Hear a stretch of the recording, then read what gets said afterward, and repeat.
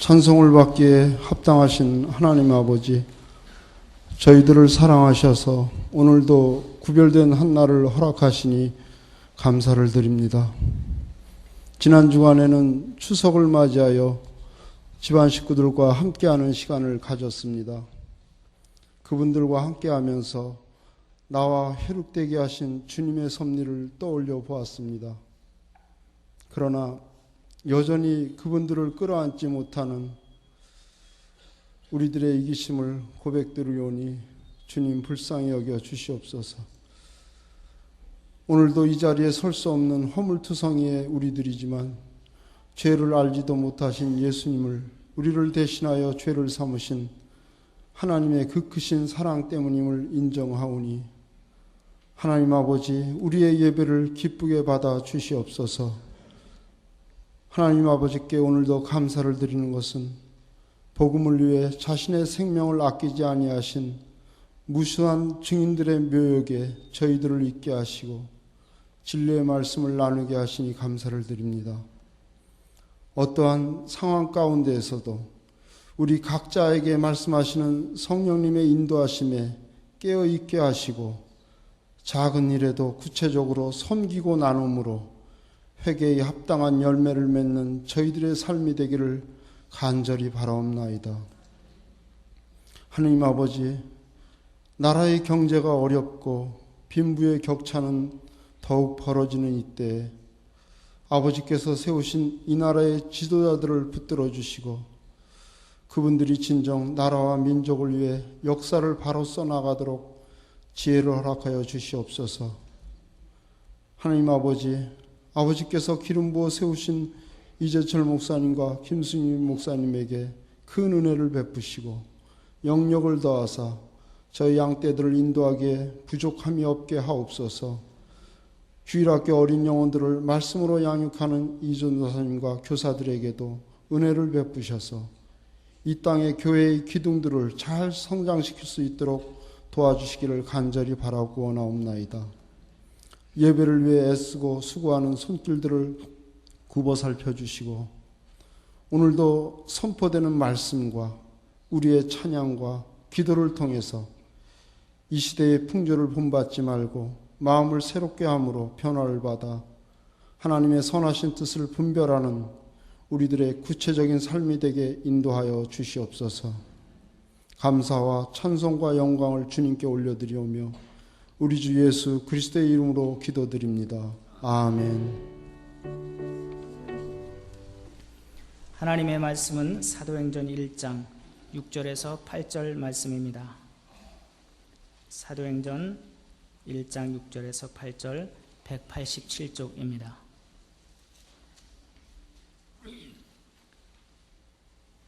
저희가 모였을 때에 예수께 묻자와 가로되 주께서 이스라엘 나라를 회복하심이 이때이니까 하니 가라사대 때와 기한은 아버지께서 자기의 권한에 두셨으니 너희의 알 바 아니요 오직 성령이 너희에게 임하시면 너희가 권능을 받고 예루살렘과 온 유대와 사마리아와 땅끝까지 이르러 내 증인이 되리라 하시니라.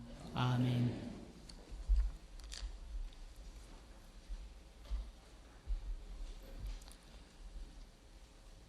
시어머니와 며느리 사이의 갈등은 우리나라만의 문제인 것은 아닙니다. 애당초 남남이었던 두 여자, 그것도 나이 든 여자와 젊은 여자가 단지 남편 혹은 자식이라는 한 남자를 매개로 고부 사이로 살아간다는 것은 어느 모로 보아도 쉽지 않은 일입니다. 스위스의 심리학자 폴 투르니에는 비밀이라는 제목의 책 속에서 고부간의 갈등을 다루고 있습니다. 갓 결혼한 젊은 부부가 시어머니를 모시고 사는 가정의 경우를 상상해 보십시다. 어느 날 아들 내외가 출근한 뒤에 시어머니는 집안과 일터에서 수고하는 며느리를 위해서 좋은 일을 하기로 작정을 합니다. 마침 며느리가 출근하면서 켜둔 세탁기에서 세탁물을 꺼내어서 말린 뒤에 정성스럽게 다림질을 합니다. 그리고는 곱게 개켜 그것을 며느리 방으로 들어가서 옷장을 열고 옷장 속에 가지런히 올려놓습니다. 하루 종일 그 일을 하는 내내 시어머니의 마음은 퇴근 후에 자기 옷장을 열어보고 시어머니의 자상한 사랑에 감격해 할 며느리의 모습을 그려보는 것으로 그저 뿌듯하기만 했습니다. 그러나 막상 퇴근해서 돌아온 며느리가 자기 방으로 들어가서 옷장을 열어본 뒤에 보인 반응은 전혀 시어머니의 예상과 달랐습니다. 며느리는 시어머니가 자기 방으로 마음대로 출입하고 심지어 옷장마저 함부로 여닫은 것에 대해서 심히 언짢아했습니다. 그 뜻밖의 반응에 하루 종일 며느리를 위해서 수고와 정성을 다한 시어머니마저도 불쾌해졌습니다. 시어머니는 자신의 수고를 전혀 이해해주지 않으려는 며느리를 이해할 수 없었고, 며느리는 자기 방과 옷장을 무담 침범한 시어머니를 이해할 수 없었습니다. 그로 인해서 두 사람 사이에는 허물 수 없는 장벽이 생겼고 갈등과 대립의 골은 날로 깊어만 갔습니다. 이 사건은 순전히 시어머니의 선의에서 시작되었습니다. 시어머니는 결코 며느리에게 해를 끼치려 하지 않았습니다. 단지 사랑하는 며느리를 돕기 위해서 손수 며느리의 빨래를 손질했고 며느리의 옷장에 갖다 놓았을 뿐입니다. 그런데도 왜 이런 엉뚱한 결과가 초래되었겠습니까? 이에 대한 폴 투르니에의 진단은 이렇습니다. 며느리에게 그녀의 방과 옷장은 일반적인 개념의 단순한 공간이 아니었습니다. 한 지붕 아래에서 시어머니와 함께 살아가야 하는 그 며느리에게 자신의 방과 옷장은 그녀의 존재 자체였습니다. 그녀는 자기 방에 들어가서야 비로소 자신의 실체를 대면할 수 있었고, 그 방에서만 자신을 지킬 수 있었고, 그 공간에서만 진정한 안식을 얻고 누릴 수 있었던 것입니다. 이를테면 며느리에게 자기 방과 그 방 속에 있는 집기는 자기 자신인 동시에 자기의 인격이었습니다. 따라서 며느리의 입장에서 본다면 자기 방과 옷장을 임의로 다룬 시어머니는 바로 자신의 존재와 인격을 깡그리 짓밟은 셈이 되었던 것입니다. 이것이 며느리가 시어머니의 선의를 선의로 받아들일 수 없는 이유였습니다. 만약 시어머니가 며느리의 빨래를 손질한 뒤에 그 빨래를 며느리의 옷장에 가져다 두는 것이 아니라 거실 테이블 위에 쌓아두었다면 퇴근한 며느리는 분명 시어머니의 자상한 사랑에 감격했을 것입니다. 이것은 비단 시어머니와 며느리 간에 국한된 이야기가 아닙니다. 사람들은 흔히 자신이 사랑하는 사람을 사랑의 이름으로 소유하고 지배하려고 합니다. 상대에 대해서 미주알, 깨주알, 낱낱이 알려하고 시도 때도 없이 간섭하려 합니다. 한마디로 상대가 자유인이라는 사실을 인정해 주려 하지 않는 것입니다. 그것은 상대에 대한 억압과 속박일 뿐 결코 참된 사랑일 수 없습니다. 그래서 폴 트루니에는 사랑을 상대가 간직하거나 지키고 싶어 하는 시간과 공간 혹은 비밀을 존중해 주는 것이라고 정의했습니다. 그것이 바로 상대의 존재 자체를 존중하는 것이기 때문입니다. 피조물과 피조물 사이의 사랑도 이렇다면 하물며 창조주이신 하나님과 피조물인 우리 사이의 사랑이야 두말해 무엇하겠습니까? 사복음서의 마지막 장인 요한복음 21장은 교회의 역사와 사도들의 행적을 밝혀주는 사도행전과 맞물려 있다는 관점에서 대단히 중요합니다. 그 요한복음 21장의 마지막 단락은 이런 내용을 전해주고 있습니다. 베드로에게 장차 순교할 것을 예고하신 주님께서 베드로에게 주님을 따를 것을 명령하셨습니다. 그러자 베드로는 평소 자신이 라이벌로 의식하고 있던 요한의 미래는 어떻게 될는지 궁금해서 견딜 수가 없었습니다. 그래서 베드로는 즉각 주님을 향해 요한의 앞날은 대체 어떻게 될 것인지를 물었습니다. 그 질문에 대한 주님의 답변이 이러했습니다. 내가 올 때까지 그를 머물게 하고자 할지라도 내게 무슨 상관이냐? 주님께서는 당신께서 요한의 미래를 어떻게 인도하시든지 그것은 결코 베드로가 상관할 일이 아님을 분명히 하신 것입니다. 이것이 사복음서의 마지막 장, 마지막 단락의 내용입니다.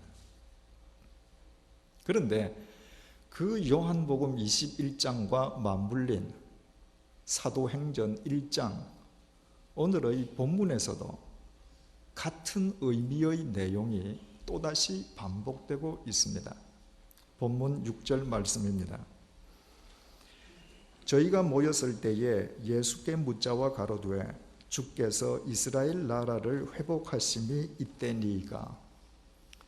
제자들의 관심은 온통 로마 제국 식민 통치로부터 이스라엘이 정치적인 독립을 얻는 데 있었습니다.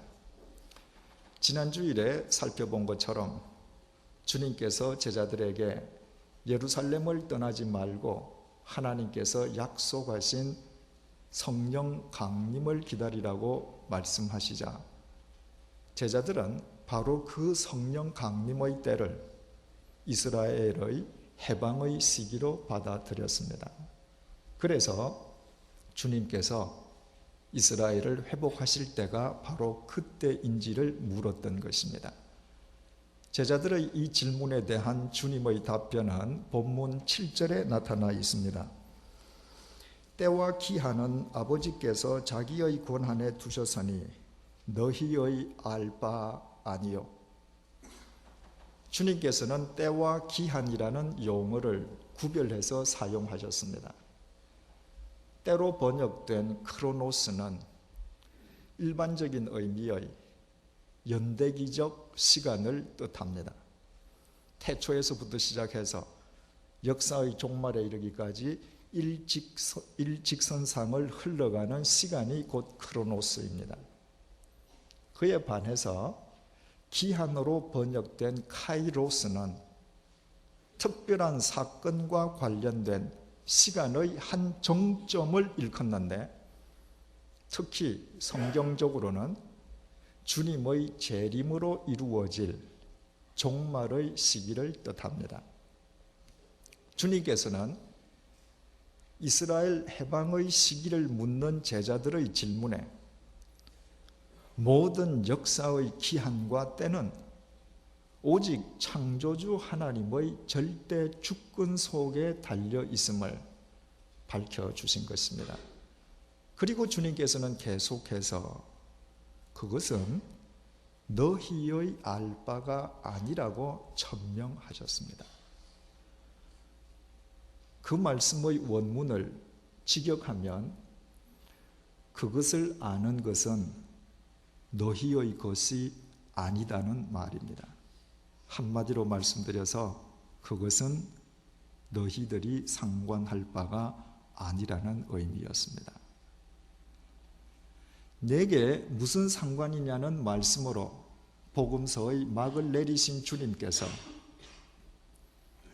바로 그 복음서와 맞물린 사도행전 1장 도입부에서 또다시 제자들에게 너희의 알 바가 아니다고 강조하셨다는 것은 우리에게 얼마나 중요한 메시지를 던져주고 있습니까? 인간이 창조주 하나님을 믿고 사랑한다는 것은 인간이 창조주의 영역에 뛰어들어 창조주를 간섭하거나 상관하는 것을 결코 의미하지 않습니다. 창조주 하나님의 고유 영역과 하나님의 자유로우심을 온전히 존중해 드리는 것입니다. 그것이 창조주 하나님에 대한 인격적인 믿음이요 겸손한 사랑입니다. 창조주이신 하나님 역시 피조물에 불과한 우리를 그렇게 대해 주시고 계십니다. 하나님께서 이사야 선지자를 통해서 이렇게 말씀하셨습니다. 배에서 나무로부터 내게 안겼고 태에서 나무로부터 내게 품기운 너희여, 너희가 노년에 이르기까지 내가 그리하겠고 백발이 되기까지 너희를 품을 것이라. 내가 지었은즉 안을 것이요 품을 것이요 구하여 내리라.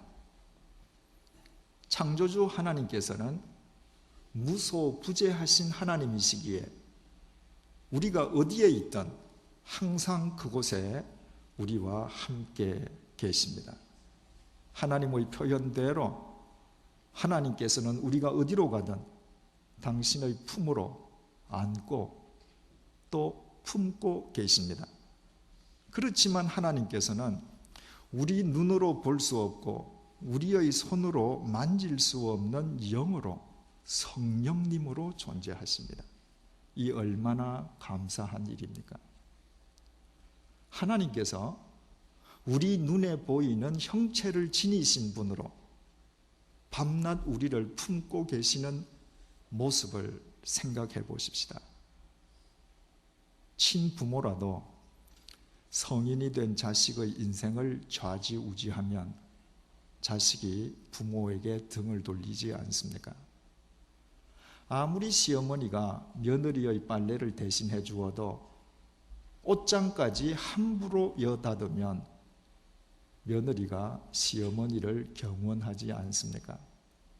만약 하나님께서 형체를 지니신 분으로 우리를 품으시고 밤낮 우리의 일거수일투족을 간섭하신다면 우리는 단 하루도 버티지 못하고 하나님의 거룩하심으로 인해 질식하고 말 것입니다.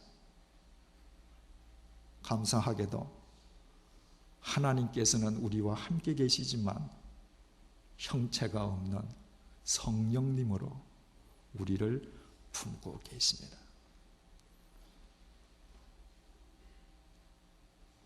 우리와 함께 계시지만 우리 각자 고유한 삶의 영역과 우리의 자유를 하나님께서 보장해 주시고 존중해 주시는 것입니다. 이것이 하나님의 사랑이고 그래서 하나님께서는 사랑이십니다. 우리는 바로 그 하나님의 사랑을 힘입어 로봇처럼 의지도 없는 단순 기계가 아니라 우리의 온 의지를 다해서 자발적으로 하나님과 동행하는 인생을 우리 각자의 취향과 개성에 따라 구현하게 되는 것입니다. 요한의 미래가 어떻게 될 것인지 궁금해서 안달하는 베드로에게 주님께서 말씀하셨습니다. 내가 올 때까지 그를 머물게 하고자 할지라도 내게 무슨 상관이냐? 너는 나를 따르라. 또 사도행전 1장에서 오직 이스라엘의 정치적 독립에만 집착하고 있는 제자들에게 이렇게 말씀하셨습니다. 때와 기한은 아버지께서 자기의 권한에 두셨으니 너희의 알 바 아니요 오직 성령이 너희에게 임하시면 너희가 권능을 받고 예루살렘과 온 유대와 사마리아와 땅끝까지 이르러 내 증인이 되리라. 성숙한 그리스도인이 상관할 것이 있다면 하나님의 고유 영역과 하나님의 자유로우심을 온전히 존중해 드리면서 하나님께서 자신의 자유의지에 맡겨주신 자기 삶의 영역에서 주님을 따르며 그리스도의 정인된 삶을 살아가는 것입니다. 창조주이신 하나님과 피조물인 인간이 서로 각자의 고유 영역과 자유를 존중하면서 창조주와 피조물의 역할에 서로 최선을 다한다는 것은 얼마나 아름다운 신뢰와 사랑의 관계입니까? 저는 1986년도에 영락교회에서 교육 전도사 생활을 시작하는 것으로 목회 현장에 첫 발을 내디뎠습니다. 올해로 목회 경력 20년째가 되는 셈입니다. 그렇다면 지난 20년 기간 동안에 수련회나 야유회 등 얼마나 많은 야외 행사를 계획하고 또 치렀겠습니까? 그러나 저는 그 숱한 야외 행사를 치르면서 그 행사를 위해 기도할 때 좋은 날씨를 달라고 하나님께 기도해 본 적이 없습니다. 내가 아무리 하나님을 위해서 좋은 행사를 계획한다 할지라도 그 행사의 현장에서 누군가를 위해서 비를 내려야 할 하나님의 필요가 있으시다면 하나님께서는 나의 기도와 상관없이 반드시 비가 내리게 하실 것입니다. 그것은 철저하게 하나님의 결정 사항이요, 제가 상관할 바가 아닙니다. 그래서 저는 계획된 행사를 위해서 기도할 때 행사 당일날 날씨가 어떠하든 주어진 자연 여건 속에서 목회자답게 처신하고 최선을 다해서 계획한 행사를 주관할 수 있도록 도와주시기를 하나님께 기도하곤 했습니다. 감사하게도 지난 20년 동안 주님의 은혜 속에서 계획되었던 야외 행사가 날씨로 인해 위축되거나 제한받았던 적은 단 한 번도 없었습니다. 결혼을 앞둔 청년이나 청년의 부모들 가운데 자신 혹은 자식의 배우자가 될 사람의 외모, 학력, 직업 등 모든 조건까지 스스로 결정하고 하나님께 기도하는 그리스도인들이 많습니다. 이를테면 가장 이상적이라고 생각되는 배우자의 모든 조건을 합쳐서 자기 마음속에 배우자의 모습을 그린 뒤에 자신이 그린 그 그림에 부합되는 배우자를 달라고 하나님께 기도하는 것입니다. 그런 기도와 믿음은 중요한 오류를 범하고 있습니다. 그리스도인은 자신의 인생을, 천지를 주관하신 하나님께서 이끌고 계심을 믿는 사람입니다. 그럼에도 불구하고 자기 배우자의 외모와 학력, 직업, 모든 조건까지 자신이 직접 결정하고 하나님께 통보한다면 실은 그 자신이 하나님이요, 하나님은 그의 하수인에 지나지 않게 됩니다. 사람에 관한 한 하나님께서는 절대로 세팅이 끝난 완제품 보석을 주시지 않습니다. 하나님께서는 언제나 원석을 원석 그대로 주십니다. 배우자, 자식, 친구, 동료 등 예외가 없습니다. 하나님께서는 우리 각자의 인생 고유의 영역과 자유를 존중해 주시는 분이시기 때문입니다. 하나님께서 당신의 원석을 우리에게 주시는 것이 하나님 고유의 영역이요 하나님의 자유로우신 뜻이라면 그 원석을 그리스도의 정인답게 자발적으로 진리 안에서 세팅해 가는 것은 바로 우리 자신의 삶의 영역이요 우리 자신의 자유의지의 몫입니다. 그리고 그 과정 속에서 행복이 창조되는 것입니다. 최근에 한 젊은 주부로부터 매우 감동적인 간증을 들었습니다. 그녀의 시댁은 소문난 기독교 가문이었습니다. 그러나 남편이 그녀와 결혼하겠다며 그녀를 시부모 앞에 가서 소개시킬 때 그녀는 교회의 문턱도 넘어본 적이 없는 불신자였습니다. 믿음 좋은 가문의 부모들이었으니 자신의 아들이 독실한 신앙의 며느리를 얻게 해달라고 얼마나 하나님께 간절히 기도했겠습니까? 그런데 하필이면 아들이 선택한 며느리감이 불신자라는 사실에 대해서 시부모의 실망이 컸으면 두말할 나위가 없었습니다. 그러나 이내 마음을 추스른 시부모가 그녀에게 말을 했습니다. 내 아내가 선택한 배우자가 믿지 않는 너라는 것이 우리에게는 참으로 천만 뜻밖의 일이다. 믿지 않는 며느리가 들어온다는 것이 우리 가문에 얼마나 실망스러운 일인지 너는 아직 모를 것이다. 그러나 내 아들이 믿음으로 너를 선택한 이상 우리 부부는 네가 우리 기도의 응답임을 믿는다. 부디 우리 가족과 더불어 살면서 훌륭한 신앙인이 되었으면 좋겠구나.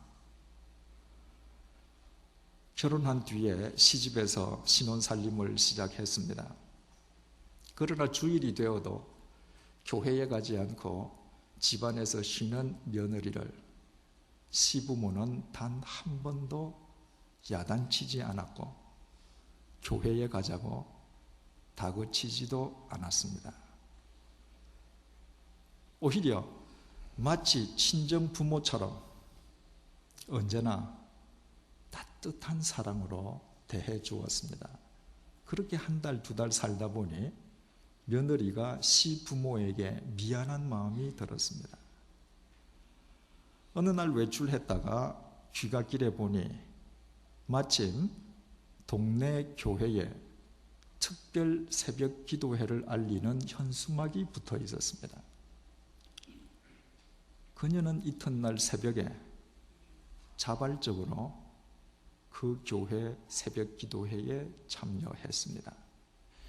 예배당 문을 열고 들어가는 순간에 하나님의 음성이 그녀를 맞아 주셨습니다. 얘야, 왜 이제야 오니? 자신을 기다리고 계시는 하나님의 그 음성 앞에서 그녀는 뜨거운 눈물을 흘릴 수밖에 없었고 그 순간부터 그리스도인이 되었습니다. 그리고 자신을 끝까지 믿어주었던 시부모님의 사랑에 신앙의 자부가 되는 것으로 보답했습니다.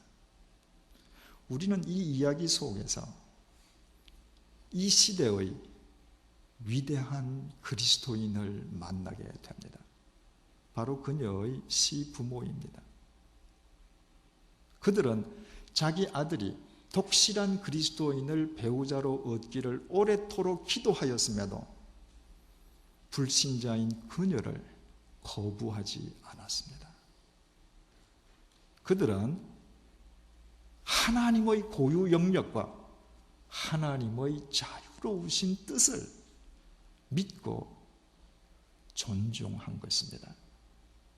그들은 믿지 않는 며느리가 하나님께서 그 가정을 위해 예비하신 원석임을 믿음으로 받아들였습니다. 그렇다고 매주일 아침에 예배당에 가자고 닥달하지도 않았습니다. 하나님의 때가 되면 며느리가 자신의 의지로 자발적으로 교회에 나갈 것을 굳게 믿으면서 그 며느리 앞에서 그리스도의 증인답게 불신자인 며느리를 오직 지성으로 사랑했습니다. 그 결과 며느리는 자발적으로 교회의 문턱을 넘어갔고 그 가정을 통해 그 여인을 구원하시려는 하나님의 자유로우신 뜻이 아름답게 이루어진 것입니다. 바로 그 가정이야말로 죽었던 영혼이 되살아나는 이 시대의 땅끝이요, 그 시부모는 명실상부한 땅끝의 정인임에 틀림없습니다. 사랑하는 교우 여러분, 정령 창조주 하나님 되심을 믿으신다면 하나님의 고유 영역과 하나님의 자유로우심을 침범하고 상관하려는 우를 범치 마십시다.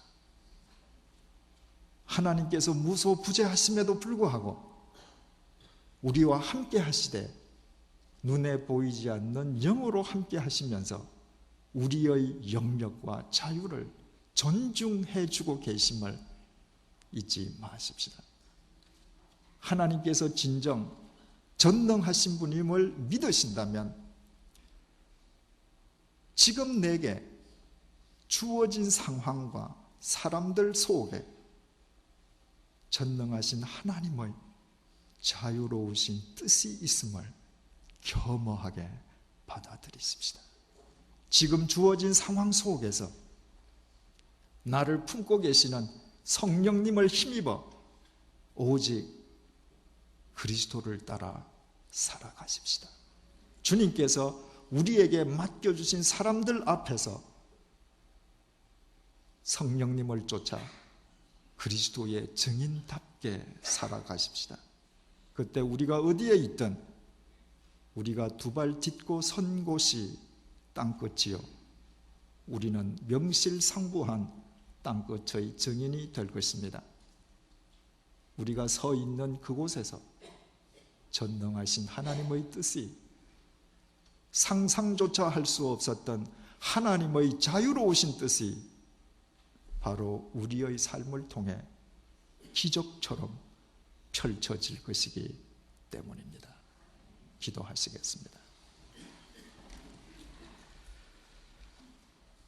전능하신 창조주 하나님을 믿는다면서도 피조물인 우리가 하나님의 영역과 하나님의 자유로우심을 상관하려는 어리석음을 더 이상 범치 않도록 우리를 도와주십시오.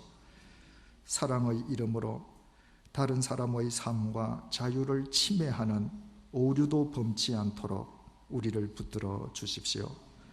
무소부재하신 하나님이시면서도 하나님께서 보이지 않는 성령님으로 우리와 함께 하심이 우리 삶의 영역과 자유를 존중해 주시려는 하나님의 사랑을 깨닫게 해 주셔서 감사합니다. 이제 우리가 상관할 것은 주어진 상황과 사람들 속에서 오직 성령님을 힘입어 자발적으로 주님을 따라 사는 것임을, 그리스도의 증인답게 살아가는 것임을 잊지 말게 도와주십시오. 우리가 어디에 있든 바로 그곳이 죽었던 뭇 영혼들이 살아나는 땅끝이 되게 도와주십시오.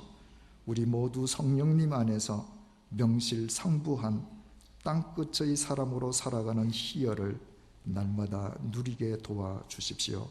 예수님의 이름으로 기도드립니다. 아멘.